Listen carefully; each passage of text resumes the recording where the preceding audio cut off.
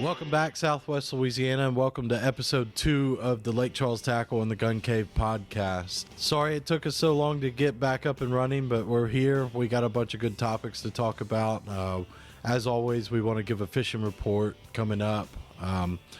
We have some updates about some upcoming fishing on the Burns and Lacassine. We're going to go over some different new baits, new products coming into the store. And we will be doing our drawing of the Battle of the Bands today. So stay tuned for that. We'll see who won our Battle of the Band contest since hunting season's now over and go from there. I know Matthew's got some more stuff coming on the show. Matthew, what are you going to be talking about today? Mostly the state of the industry, how we're doing with guns and ammo, and what we can expect moving forward from here. That's what's on everybody's mind, I'd say, the most. And also what's kind of new in the industry, what kind of new products these companies are coming out with. I know COVID really slowed things down a bit, but the gun companies are up and running at full steam, and they got a lot of exciting things for 2021. Yeah, I mean, still kind of having issues with inventory and getting it because of COVID and everything and else. The demand, too. Demand is still incredibly high, but we're starting to see things catch up a little bit here and there. The ammo is the worst, but guns are starting to come back here, at least for us. So it's a good sign. And I would say that ammo is starting to kind of slowly creep in a little bit. Yeah, we're still getting it. You know, it's not a lot of it. It's not what we need, but we're getting it. So I guess that's good news. It's better than not seeing anything. So that's always good to do. Hunting season, especially waterfowl, is now over. Had a lot of mixed reviews on the hunting season this year and ducks of who was killing, who wasn't. Yeah, we heard the same thing.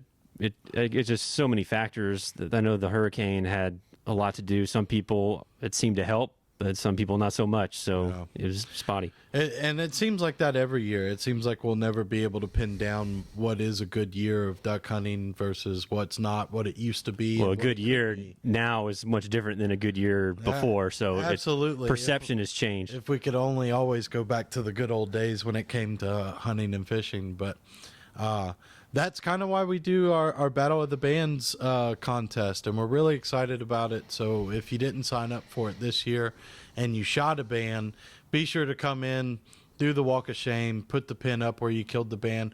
We're just trying to collect data for the for us, how many bands get killed in the area, where these birds are coming from, and we're going to go over the facts of that later on in this episode that will kind of give you some light at that. And plus, it's a fundraiser for all of the local high school fishing teams. Yeah, it's for a great cause. Yeah, the junior bass club and, 4-H shooting sports. So it's a good fundraiser. It's something fun. It gives bragging rights in the blind. If you don't know what that is, be sure to check out our other video that we posted explaining what it is. And we hope to see you sign up next year. But we have all of the information on that we're going to bring up later. But Matthew, what would you say was the best shotgun of the year now that waterfowl season's over? You know, there's a couple in mind, but I'd still say the Beretta A400 is probably still the king. The Benellis did really well this year, the Superbike Eagle 3 in particular. And I've got some good news about that, which I'll touch on a little bit. Some new stuff coming in from Benelli and Beretta that I think people will be excited about. But overall, the A400 still was top dog. Everybody loved them down here, and I'd say they performed the best and sold the best by far. Well, that's awesome, and we gotta love when new things are coming down the pipeline, and you'll get to hear it here in just a minute. A lot of things going on in the fishing side of things. Fishing is starting to get warmed up, and just like typical Louisiana, as soon as it gets warm, it's going to get cold again. So it's crazy weather we're getting here. Absolutely. So, but we still have people fishing. We're going to give you the report on that. Jeff's going to come in and I guess we could go straight into that report right now. So here we'll bring Jeff in and just kind of get him to let you know what's going on. Hey guys, just wanted to give you a little fishing report on what's going on in the area. Starting off with saltwater fishing on Big Lake and Prion Lake. It's been a little inconsistent lately with the weather, which is typical for this time of the year, late winter, early spring. between wind and rain. It's just kind of dependent on the day of what the trout are doing. The best trout fishing that we've been hearing has actually been further north in Prion Lake. A lot of people are throwing slow sinking suspending baits, soft dines, mirror dines, soft plastics on a light jig head, a 16th ounce or so. Down in Big Lake, the reports of the redfish have been really strong. We're hearing a lot of people catching them around the weirs, and then the flounder bite along Oyster Bayou has been a hot topic lately as well, with people throwing gulp, chartreuse swimming mullets and white swimming mullets on just an 1/8 or 1/4 ounce jig head, just kind of slowly dragging it along the bottom. Depending on the day, depending on the direction of the wind, location will probably dictate a lot of that. If the wind's blowing out of the north, some of your northern banks would produce a little bit better for trout and redfish. On the bass side of things, the Sabine River has been a hot place lately. Lots of good stringers being weighed in some local tournaments. Here in the south end of the river has been producing really well. Few reports on the north end as well, but the majority of the better sacks that we've been hearing have been on the south end. Along the Black Bayou area, and then in certain areas along the main river, the bite has been really strong. Throwing a lot of moving baits like spinner baits, crank baits, and then also hearing some people catching them on the bottom on some crawls and creatures with light weights, 1/8 to 3/16 ounce weights. The Fishing Lake report has been, kind of hit and miss with the weather too. We're talking about Toledo Bend and Sam Rayburn. Typically this time of the year, as the water starts to get a little warmer and the weather heats up, the fishing picks up pretty good. But we've been experiencing some ups and downs with the temps lately. It's been pretty warm for a while, and now we've got a big cold front coming through, so that's going to probably hinder the fish's movement up shallow. We have been hearing reports on Toledo, especially on the south end, of people catching them between 3 and 8 foot of water on anything from square bills and rattle traps to Alabama rigs and other soft plastics. On Rayburn, the grass bite has been the ticket. A lot of people catching them anywhere from 3 to 10 foot in the grass. Flat-sided crankbaits, chatter baits in your crawfish colors, spinner baits and rattle traps in your golds and your crawfish colors have been producing pretty well. With the cold weather, an idea might be to kind of back out and fish your drains a little bit more, fish your secondary points on the drops and into the creeks, and just kind of slow down, soak an area that if you've been catching fish in an area lately, just kind of stay around. If you're not getting bit, try a different technique, fish a little bit slower, and that seems to do the trick sometimes in this cold weather. Outside of that, I have been hearing a few people fishing Lake Vernon as well. Lake Vernon was drained for a couple of years and is now, coming back. They're allowing the water to fill back up. So I have been talking to a few guys that have been catching some bass on Vernon, anywhere from out deep on football jigs to up a little bit shallower on your crankbaits and spinner baits as well. So that's kind of what's going on in the area right now, and we hope to talk again soon. Thanks. All right, once again, Jeff bringing us the news, the reports going on all the fishing around here. We hope that you enjoy hearing from that. We'll jump right into our next topic, which is we did reach out and try to get a little bit of information on the marsh fishing that's coming up soon. And I wish I could give you a more definitive answer, but we just don't know. So regarding Big Burns down in Cameron, we have spoke to them. They do hope to open it up. It's just a matter of getting it cleaned out from all the hurricane debris. We do not have a specific time of when we're going to be getting Burns permits. We do know that they are just trying to do their best to make it safe and keep it open so that we can go out and fish it this year. But stay tuned. We will update you as we get information on it and go from there. As far as Lacassine, we haven't heard anything out of the norm. We do believe that Lacassine will still open at its normal time, which is March 15th. It's going to be a Monday this year, so we are looking forward to that. But Matthew, what do you think? What's going on new that you wanted to let us in on? Yeah, well, we mentioned shotguns earlier. We actually spoke with Benelli directly a few days ago, and they're actually announcing a Super Black Eagle 3 20 gauge for this wow. year. And I'm excited about that too, because I feel like the 20 gauge has really made a comeback in recent years, especially. They did really well last year. I think people just kind of looking for something different, something unique. Yeah. Everybody in their blind, your buddies all got 12 gauges, and you show up with a 20 gauge and bust them just as good. I think a lot of people like that aspect. It's just a lot more fun to shoot. So this is the first 20 gauge to have the Super Black Eagle name. This is correct? the very first Super Black Eagle of any type in a 20 gauge, so it's pretty cool. They're going to start with all camo colors first, Yeah. and in black, of course. I don't believe they're going to have a wood or any Cerakote colors off the bat, but I would expect that to come down the road. So you're going to have your typical Max 5, your Bottomland, and of course black would probably be the first three. And I saw some pictures of it. I didn't get to see one in person yet, but it looks pretty cool. I think people are going to be excited for that. Man, that is cool. And what I also love about the 20 gauge is that I see more kids using a 20 gauge. So I really get excited Yeah, when we got a lot of that last year. Yeah, when youth get involved in outdoors, hunting, fishing, I mean that's where. I think they have a compact size too. So, Oh man, so and it'll be small enough for a somewhat tall kid to use. So you can get them into it and get them a really nice gun that they can use for a while. I think it's just going to go really well. I think a lot of guys who have the Super Black Eagle 3 and 12 gauge will probably end up going for the 20 gauge too, just to have a pair. I can already see that being a big deal for a lot of guys. Well, that is exciting.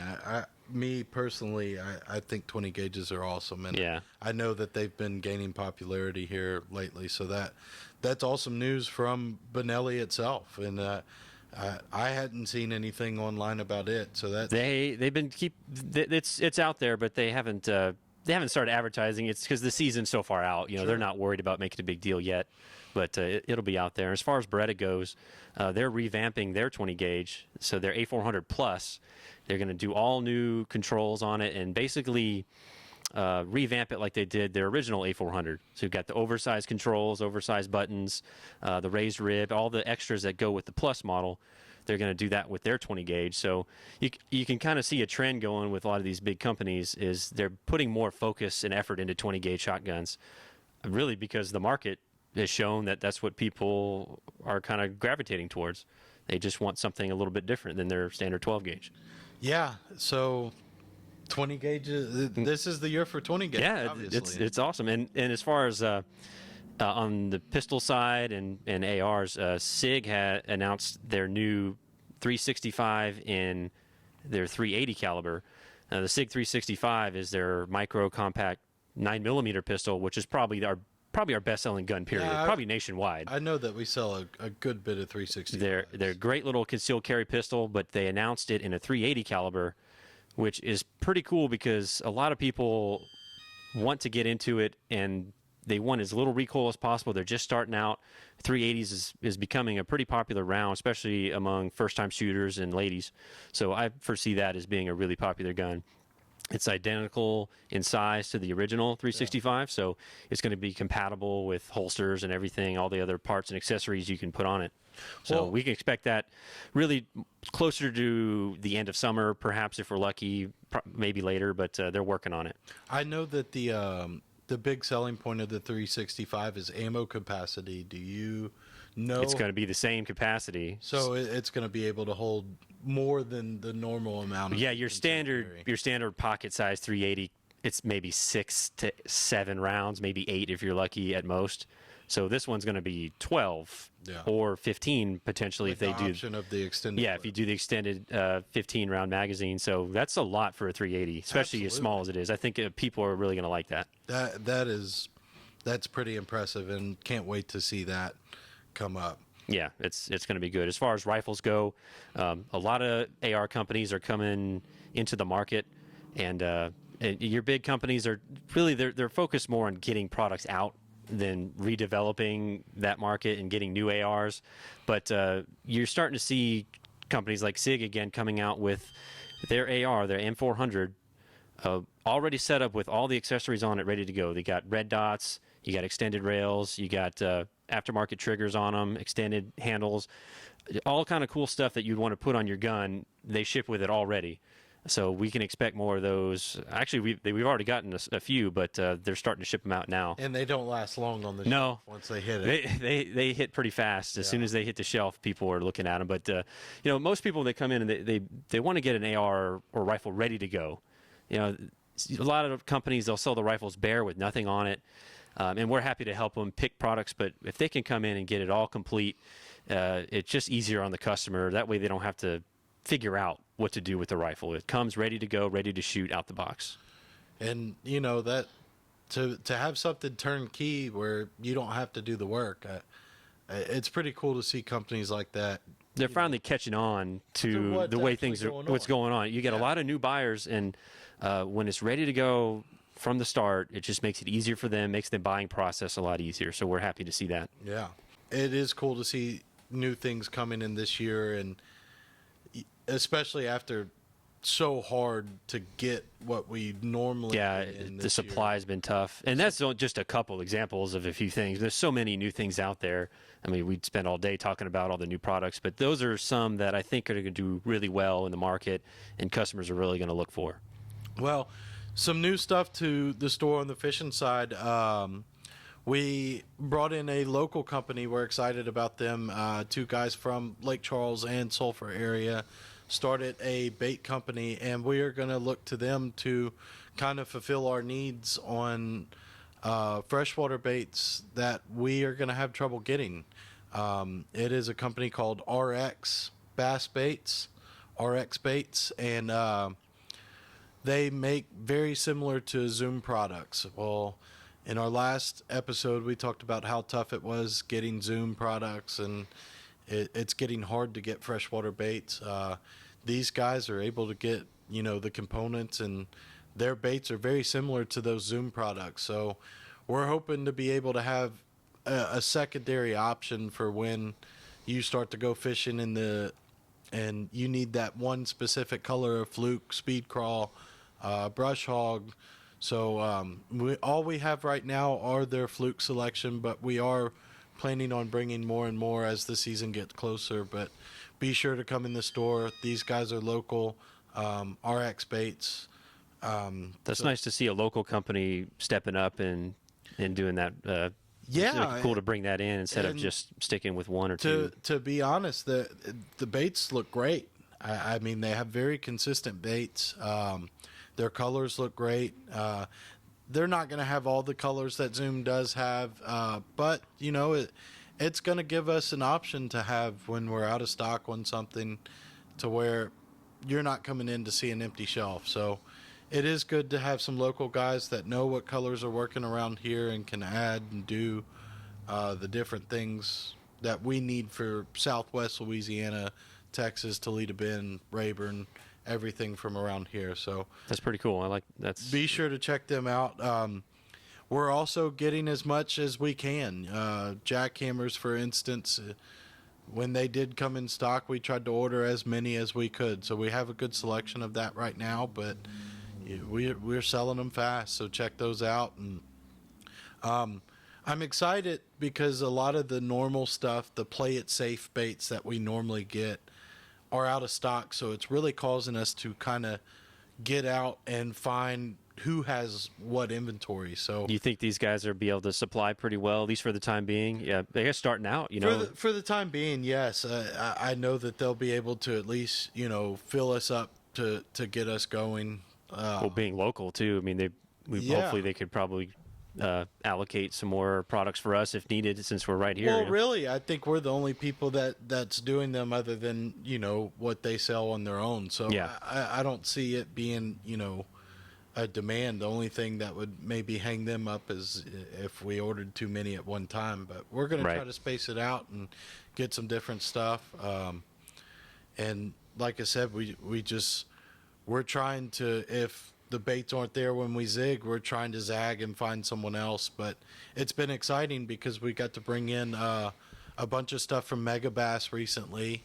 It's a company that I really like to use, but it's very higher end stuff that we don't always get to make orders on. But because we can't normally get, if this 6 cents bait is out of stock, we now have it in mega bass, which, yeah, it's going to be a little bit more expensive, but it's better than not having. Yeah, at least anything. you can get your hands on it. Yeah, and so rather have it. It's going to be a weird year for us to, zig if we need to zag and maybe bring in some new stuff.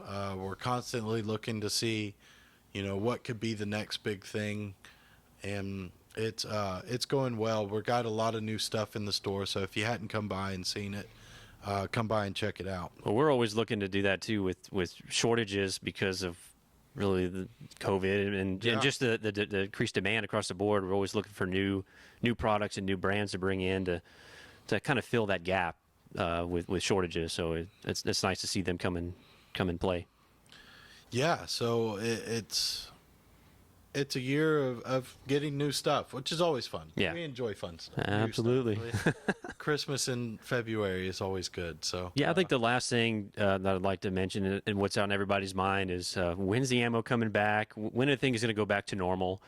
I'd like to say that this is going to be over soon as far as getting ammunition on the shelves and getting all the guns that you need. Unfortunately, it's going to take a little longer than we all thought at the get-go. For ammo to come back to normal, it might even take a year or two, unfortunately. Now, I do expect things like your hunting ammo and some calibers to start coming back first, like maybe 38 special and maybe 40 cal, 45, but things like 9 mil, 223 might take a little longer. But at the end of the day, all we could say is just have a little patience and just keep checking with everybody. We're trying to get products as much as we can. We got it all on order, and we're doing our best to serve everybody local here. Because we know it's tough on everybody, but just keep checking with us, and we'll take care of you as best we can. as mentioned in the beginning of the episode, we are picking our winner of the Battle of the Bands tonight. Jeff's going to be doing the drawing here in just a little bit, so you will know who has won the Sitka suit. The Hudson suit is what we're giving away for the people that entered and turned in a band. Hey guys, so now it's time to finally announce the winner of our 2020 and 2021 Duck and Goose season Battle of the Bands contest winner. So this season we had 9 bands that were entered into the contest, and I will kind of give you a little rundown here of what was killed and where it came from. So we had a total of 2 mallards that were entered into the contest. One was banded in Wisconsin, one was banded in Louisiana. We had 5 mottled ducks entered that were all banded in Louisiana. We had 1 specklebelly that was banded in Canada, and 1 lesser scaup that was from Illinois. Now, out of those 9 bands, we had 1 entrant that entered 2. We had a limit of 3 bands per person, and so congrats to Cade Shaw for killing 2 bands this year. And so now, we also did a youth division this year. We had 1 entrant that unfortunately didn't have a band turned in, but we've decided to give a prize out to the youth entrant this year. So we have a $50 gift card for Hannah Morgan. So you can come by the store and pick it up whenever you get a chance. Congrats, Hannah. And so now I'm going to read off the names of the contestants that will be entered into the drawing. And this year the grand prize is a Sitka Hudson Suit, both the bibs and jacket. That's $1,000 value, so it's a pretty good prize. And so we have Greg Gaspard, Chauncey Plaisance, apologize if I mispronounce anybody, Hayden Guidry, Rusty Broussard, Trey Terrell, Josh Ostelet, Will Gage, and Cade Shaw for his second. So now we're going to drop them in.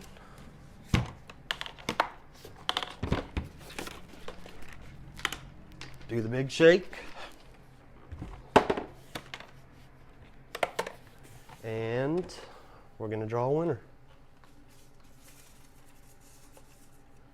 And this year's winner of the Battle of the Bands is Greg Gaspard. Congrats, Mr. Greg, and come by to the store and pick up your Hudson Sitka suit. Thanks everybody for participating this year. You know, we had some disruptions for the contest with everything going on with the hurricanes this year, but we still had, I believe, almost the same amount of entrants as we did last year with a shortened season. And we hope to just grow this and make it bigger and better. All the proceeds are helping out the high school fishing and the high school 4-H shooting sports. So it's a great way to get involved, and it's a great way to support youth hunting and fishing in the area. So thanks everybody that participated this year, and we look forward to seeing y'all next year. Thanks. All right. Thanks, Jeff. Picked the winner. Congratulations to him. Thank you to everyone that participated. You know, it's something that we're trying to grow.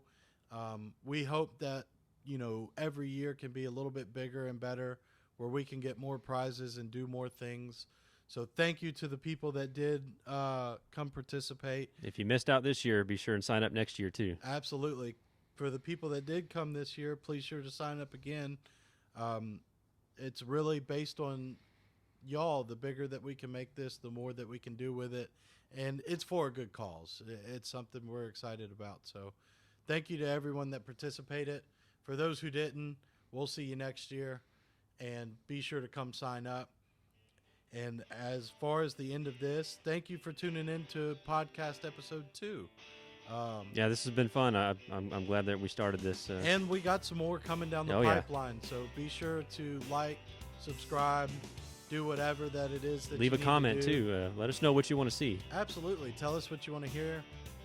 Tell us what we're doing good at. Tell us what we're doing bad at. You know, we'd like to keep this an open community for everybody in the area.